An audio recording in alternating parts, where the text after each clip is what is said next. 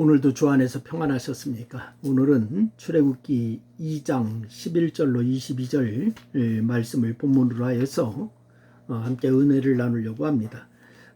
출애굽기 2장 11절로 22절 말씀을 본문으로 해서 말씀을 나누는데, 우리는 지난 시간에 바로의 공주의 아들이라 칭함을 받기를 거절하고 하나님의 백성과 함께 고난받기를 원한 모세의 믿음을 같이 말씀을 나누었습니다.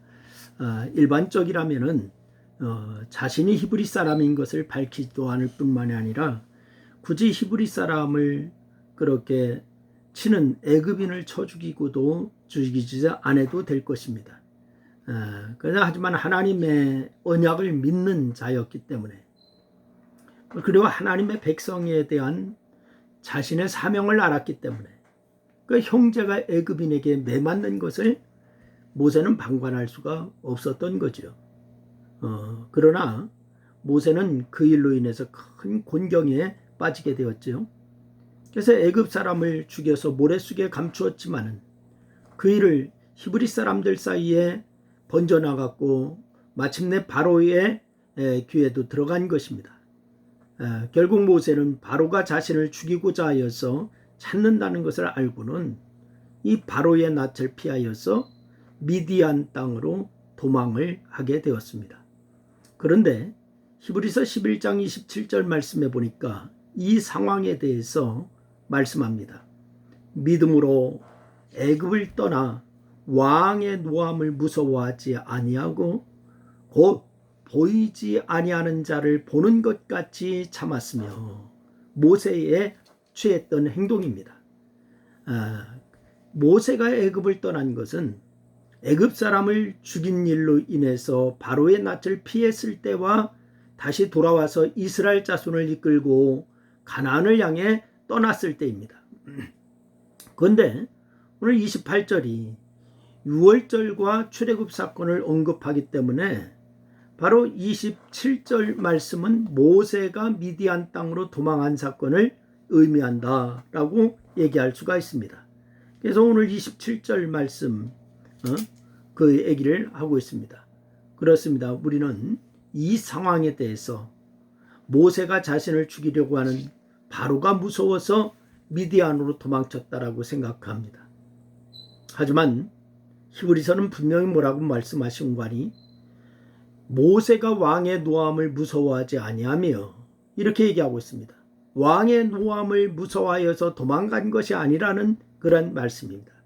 도리어 믿음으로 애굽을 떠났다라고 말씀하고 있습니다. 바로가 무서워서 도망간 것이 아니라 믿음으로 애굽을 떠났다. 그럼 이 말씀을 어떻게 이해해야 할까요? 첫째는 모세는 바로가 무서워서 도망한 것이 아니었습니다. 오늘 본문을 읽다 보면은 모세가 애굽 사람들에게는 이제 물론 히브리 사람에게 또 외면당한 것처럼 보입니다. 애굽 사람을 쳐 죽였으니까 애굽 사람들에게 외면당하는 거 이해할 수 있는데, 그런데 히브리 사람들에게 왜 외면을 당했을까요?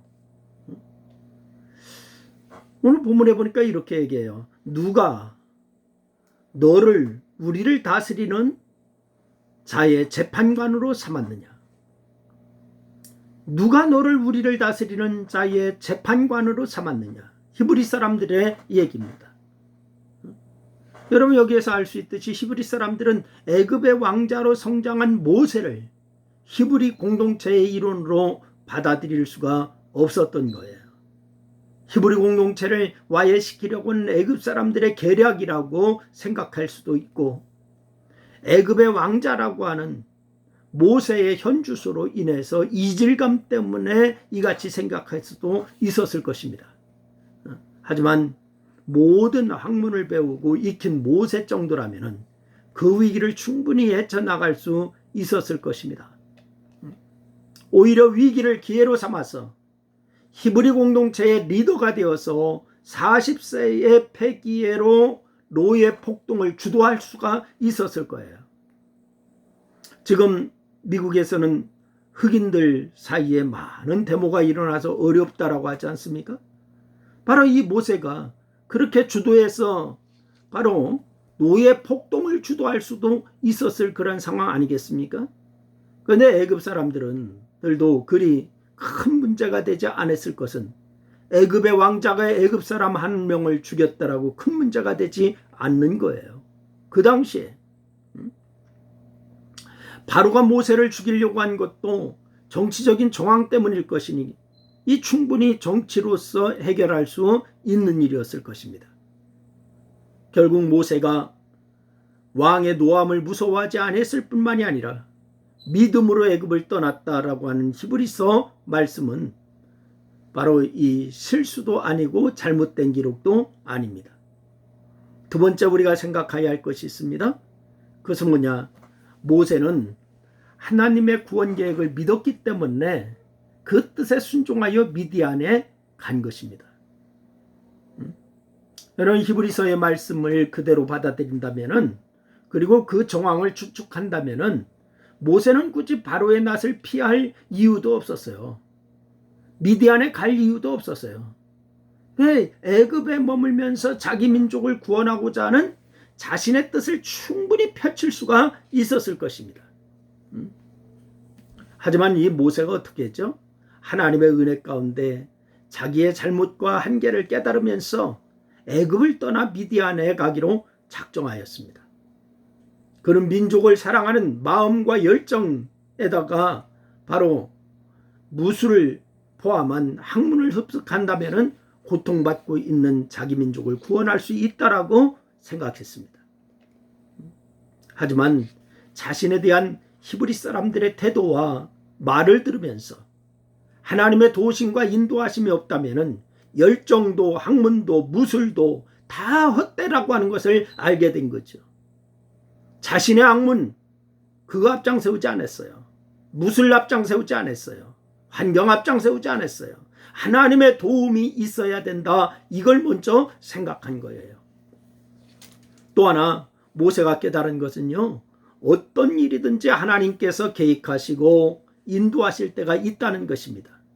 하나님께서 계획하시고 하나님께서 인도하실 때가 있다.